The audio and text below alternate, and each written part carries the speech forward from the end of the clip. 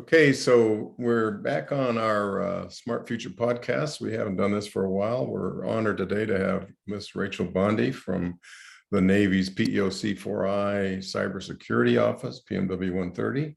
And I think I'll let Rachel say a little bit about her background because she has a very different background from those who we find in most of these senior DoD positions. So Rachel, how did you get to this place in your life from where you started?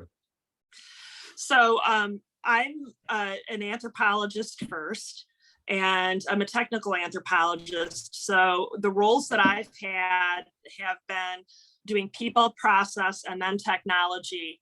I was hired here by PM and DPM of 130. So John Armentrout and Wendy C. Catch, call out to them.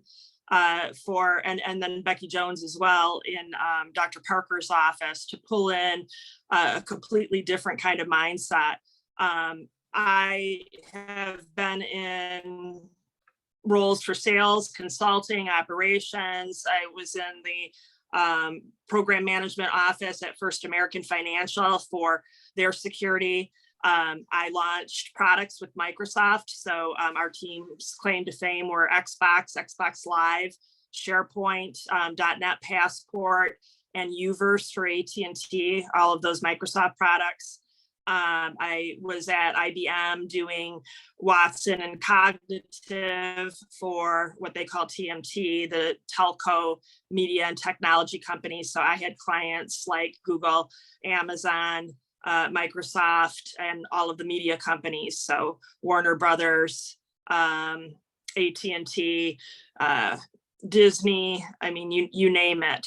And I worked at the largest Hollywood agency as well, deploying what they called, forward-looking technologies. So worked with a lot of Hollywood folks. I mean, you could name them, and I've probably met them or done some sort of an app for them at some time.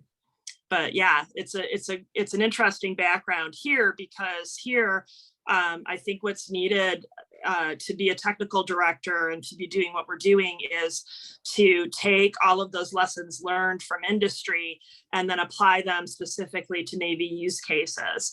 And so we did that this year. And in the 1 year that I've been here, our team has launched a new service to all of the warfighters. And so I'm excited to say that we got through the acquisition process and we're able to deploy something brand new, which I know you want to ask about. So why don't we carry on then?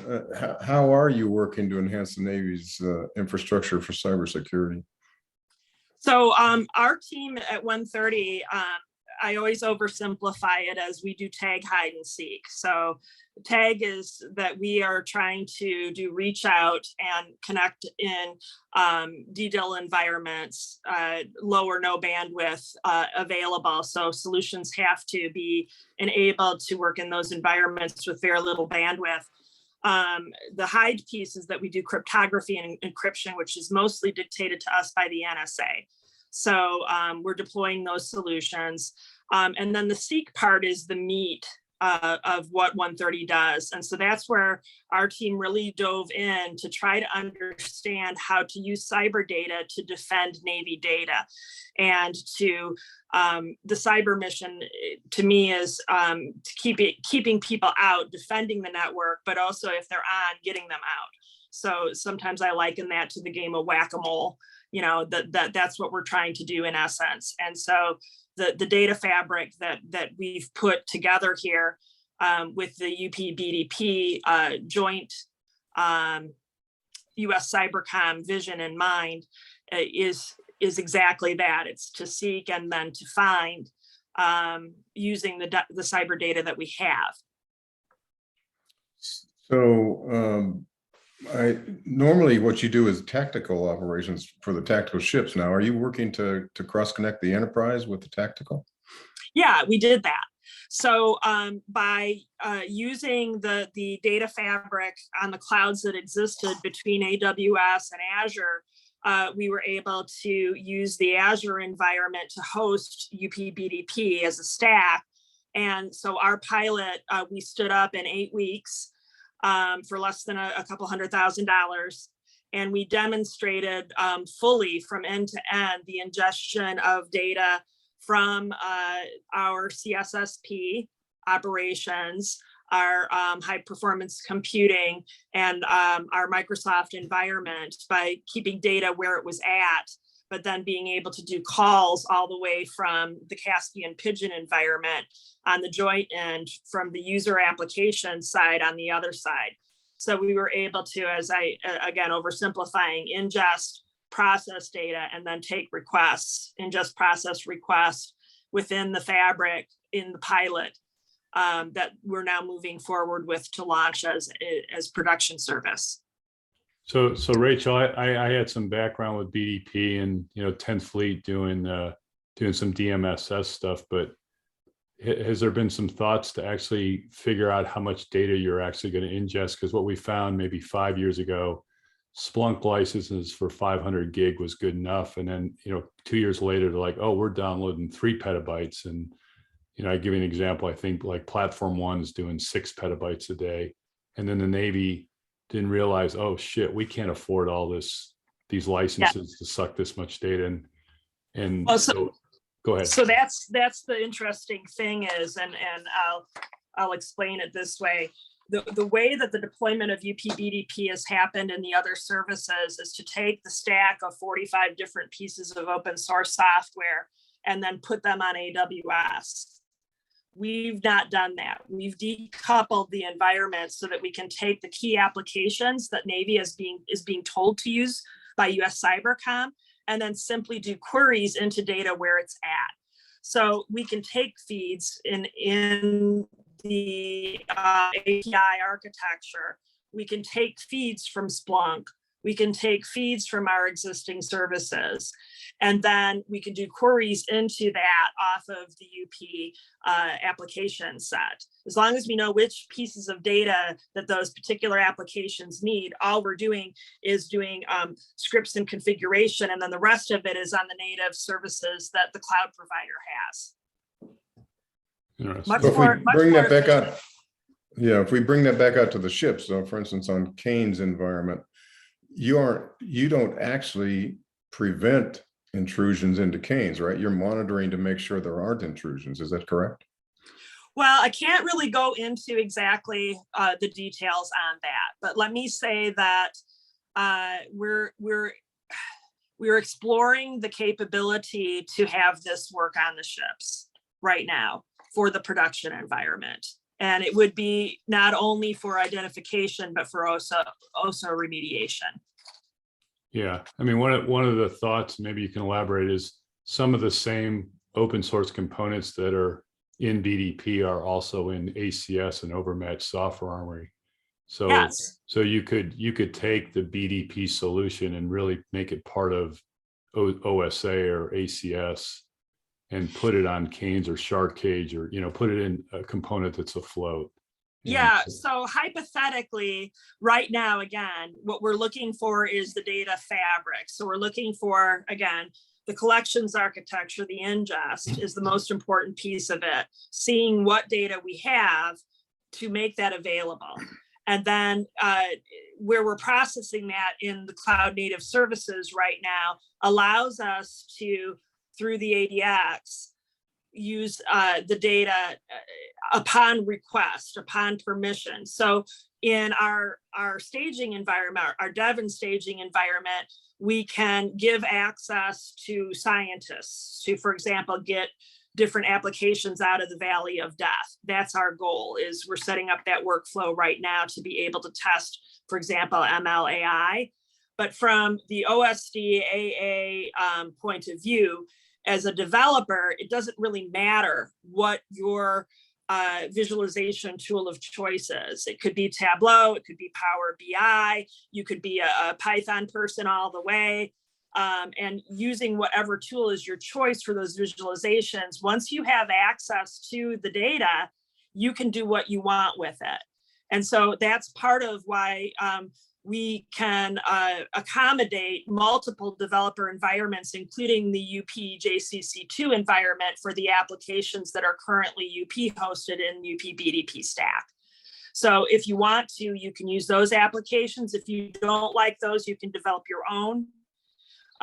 You can develop them in the Microsoft AI application capability, whatever tool set you want to use once the data is made available. And by doing that decoupling, we've been able to actually focus on, again, just the mission of seeking. And then what people want to do with that data is up to them. That's an impressive setup that you got going on. I was happy to see that you said you're doing more of a search paradigm for the data rather than trying to collect all the data. And I've been critical of the data pillar work that's going on right now, because they tend to want to build a data lake and bring everything to the data lake, particularly on ships where we know we don't have very good bandwidth. Yet we could be using technologies to search for the data and make it more of a search paradigm than a data collection paradigm. Well, thank you for that. But we are working very closely with the DoD and with the DON's chief data officer. And I have meetings weekly with them so that they can understand what sort of cyber data we're collecting. You know, the vision was INOX, the integration for support of cyber workloads. But if you take a look at what INOX was originally meant for, the concept was to make networks trusted again. And if you look at what Zero Trust is aiming for, it's that we don't trust the networks, we never will. And so what we're trying to do is that bridge in between. Which is what is the perimeter data telling us in that castle moat environment, and how can we use that to anticipate what we need to move to as far as zero trust, and how can we use the cloud environment to be able to do the alignment of who has permissions to that data itself to be able to make decisions and provide decision support visualizations. So actually what we've launched sets us up for a zero trust future in this environment just for cyber data, which means that we can actually send data into the enterprise environment for their use cases. For example, asset management, contracts management, assets associated per employee, or whatever applications that they decide that they want to use for their purposes.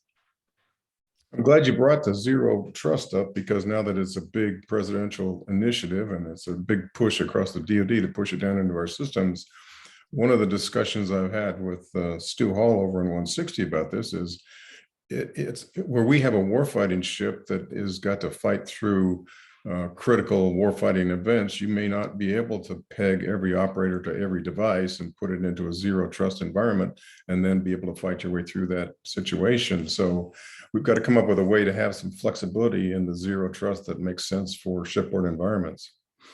Yeah, we just had that conversation. Dr. Parker, Ted, and Stu and I are all on board with the discussion of the alignment with the wider enterprise plan for shoreside and how we would be able to apply that on the afloat networks. So it's in progress. So, and very accelerated because of what we're doing, honestly. We're looking at just turning on features in the cloud and seeing if they work on ship.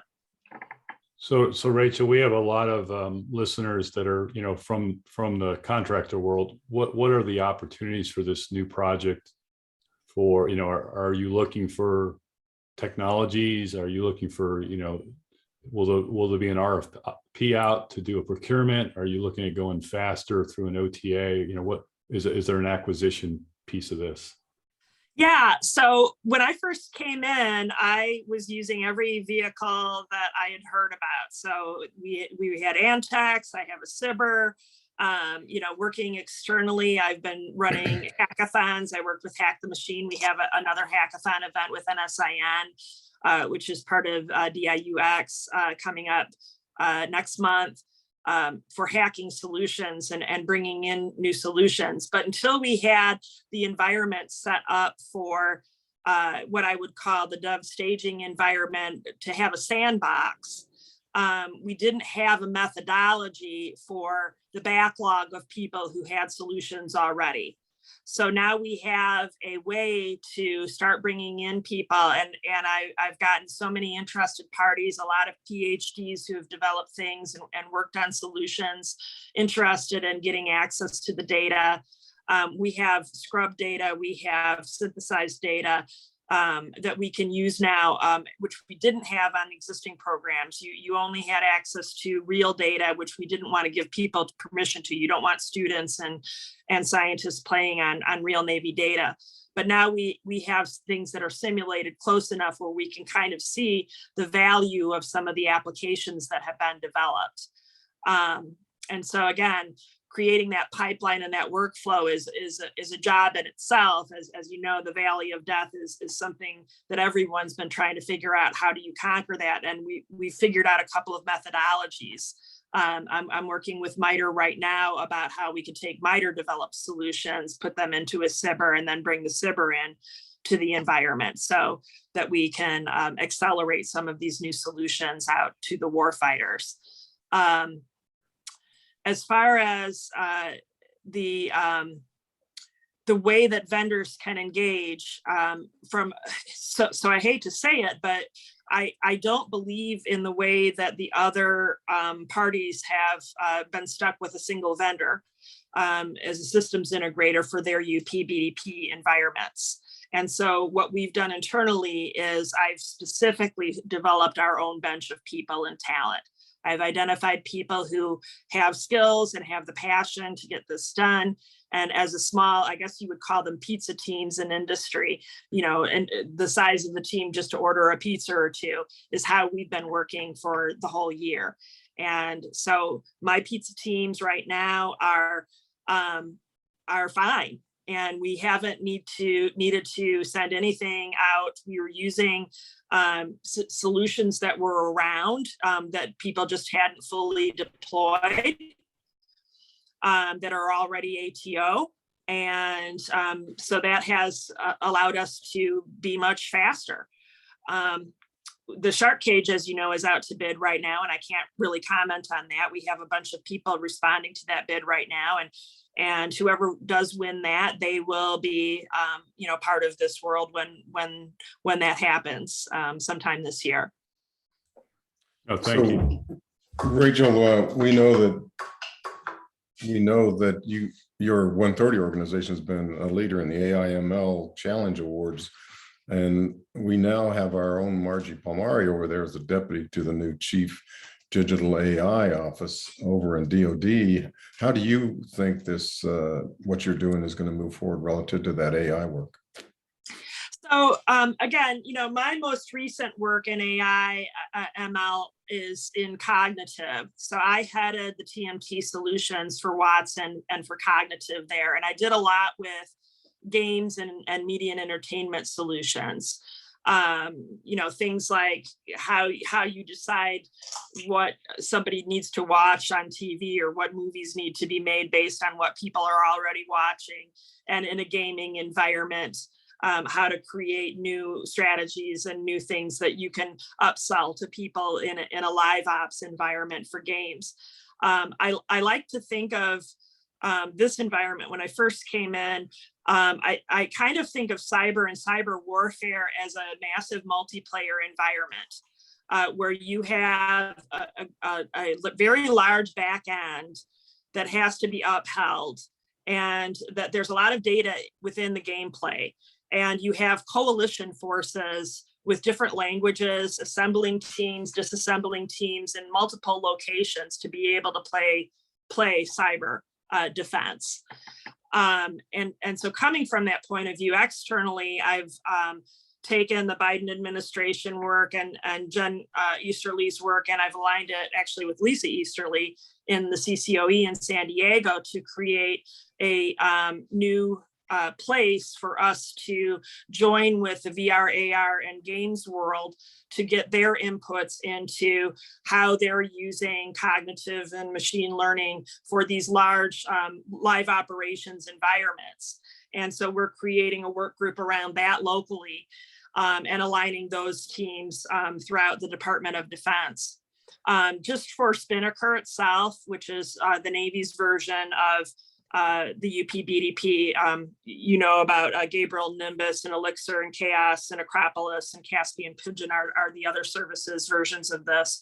Just within our environment, like I said, we're pulling through these machine learning AI things, and Splunk Phantom, by the way, won our last challenge for SIEM SOAR. And we can take data from that environment and pull it into our data analytic UP data node to be able to use it for these applications. So I think that there's a very large opportunity here. And again, I have a backlog of different people and scientists all interested, and we're bringing them in to do experiments right now. So no delay on that. I'm sure there will be even more activity around that as the year goes on. Mm-hmm. Jim, did you want to ask about your DevOps? Yeah, just I guess we're doing some work with Overmatch Software Armory, and we had some involvement with Platform One, but just connecting all the various Navy DevSecOps federated programs, Project Blue for the submarines, the Forge is the Aegis IWS effort, Overmatch Software Armory or ACS for the NIWC NAV War World. It just seems like if you could connect all those together and collaborate, and maybe your work with Spinnaker is kind of the common data store or the common test data, because we're all struggling for data, right? That's what I've heard. And then Yeah. you get into, I have another question about cross domain services, and I know 130 has always been the Radiant Mercury support, but thoughts maybe to open up 130 and support CDS across the board, just not Radiant Mercury, because as you know, there's more solutions out there today other than Radiant Mercury. Well, there's not a whole lot more, as I understand it. After Raise the Bar, you're looking at probably 6 to 8 real candidates. One of those is the Azure CDS service, which is built into Azure and can be activated for that. Within the UPBDP environment, they're using WoofDoor, and we're looking at using that currently as well. But again, your question, and again, I can't talk about a lot of the programs that you're mentioning, because they're definitely secret and above. Yeah. But what I can say is this: we're in discussion with them. They're aware of what we're doing, and we're aware of what they're doing and what their need is. And we are aligned. We are not misaligned. I would say that as we look at doing, going from the Spinnaker U environment, unclassed, to Spinnaker S secret environment, there is a pathway that we are recognizing, and some of those things that you mentioned are on the critical path for that, as far as being able to supply the data that they're looking for. Very aware of that. But as I mentioned, when you decouple the ingest process and then the taking request piece of it from the requestors, it gives a lot more flexibility as to what the requestors can do to maneuver more quickly with applications for their specific need set. Because what you're doing is you're saying, here's your menu, here's your restaurant menu of all of the data that you could have access to. And you tell us who needs the access to that. And then we can provide just this and that for you off of the menu. Because maybe you don't want the entire menu from the restaurant. You only want the chicken dishes, or you only want appetizers. And so that's the way we're proceeding with the data moving forward. Yeah. We had Jason Schick on earlier last year with Confluent and the Kafka world, and kind of, educating the government that you can do publish and subscribe. Yes. So if I want to just use track data for MTC2, I can just subscribe to that data, which is published in your world. That's right. So Rachel, now that you've been in this world, that's right.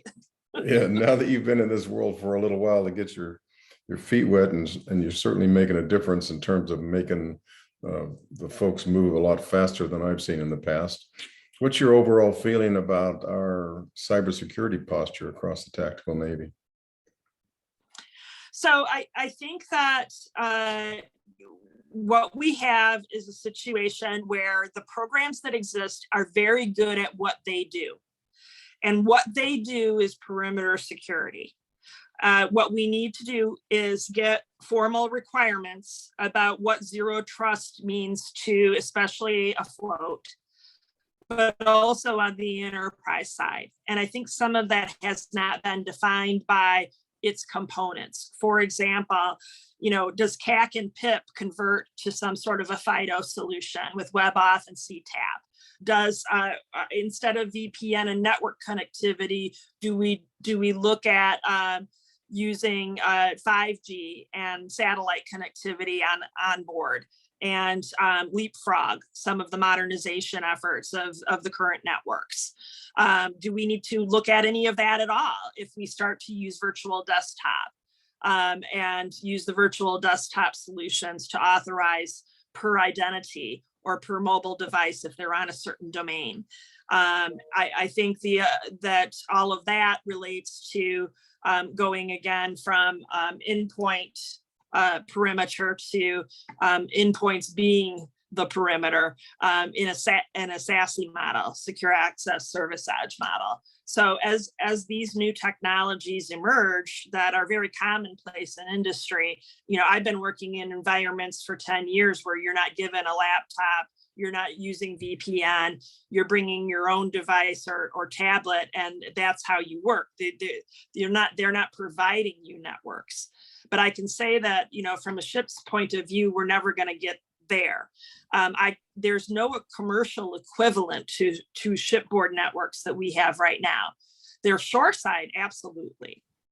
Do we want to look at Google, Microsoft, AWS, or some other Verizon as a provider and move off of what DISA has in place? That's something for them to consider. But I have not been able to find any vendors who are interested or would want to manage shipboard networks for us. It's just not something that people can profitably do and repeat with other clients.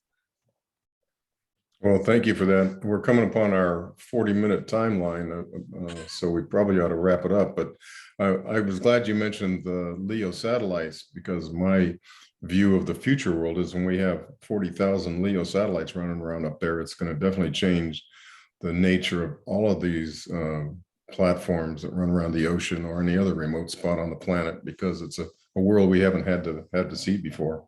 So is there anything else you'd like to leave us with relative to what's going on for you? Yeah, so I'd like to say thank you for letting me come. Your last point about the satellites is significant. I would say containers as a service and where we're heading with that on the development side is an important piece of that, along with bandwidth utilization. I just think that I'm very pleased and honored to be part of my team, and I credit them and I thank them for the work that they've done this year and what we're doing through the coming year to deliver this to the warfighters, because that's the point, is not falling behind and being able to match our competition, as is said, with things much more immediately and with a sense of urgency and resiliency that we deserve for cyber defense. So glad to be part of it.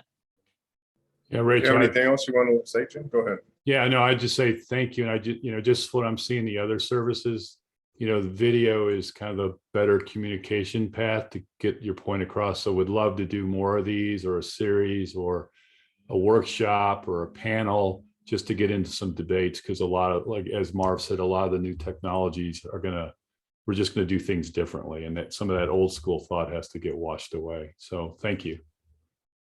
No, thank you guys, and I look forward to the future, as long as they let me, right? As long as I didn't misspeak on this one. Thanks again, Rachel. We look forward to talking to you again in the future. Okay, thanks a lot. Bye, Marv. Bye, Jim. Bye.